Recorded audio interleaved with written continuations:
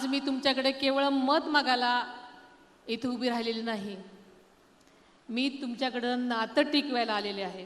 माझ्यावर विश्वास ठेवा, मी तुमचा विश्वास कधीच कमी होऊ देणार नाही। खरं सांगायचं तर माझं दुःख मोठं आहे, माझं तर सर्वस्व हरपलंय,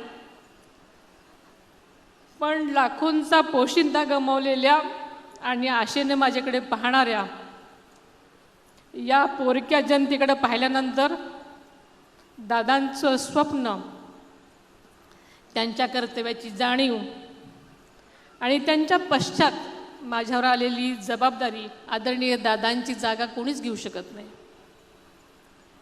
पण त्यांच्या विचारांचा, त्यांच्या विकासाचा आणि त्यांच्या कार्याचा वारसा पुढे नेण्यासाठी मी पूर्णपणे ताकदीने प्रयत्न करीन। दुःखाला कवटाळून न बसता जनसेवेसाठी मी दादांच्या पावलावर पाऊल ठेवून उभी आहे। जोपर्यंत तुम्ही बारामतीकर जनता माझ्या पाठीशी आहात तोपर्यंत मी थांबणार नाही, मी खचणार नाही, मागे हटणार नाही।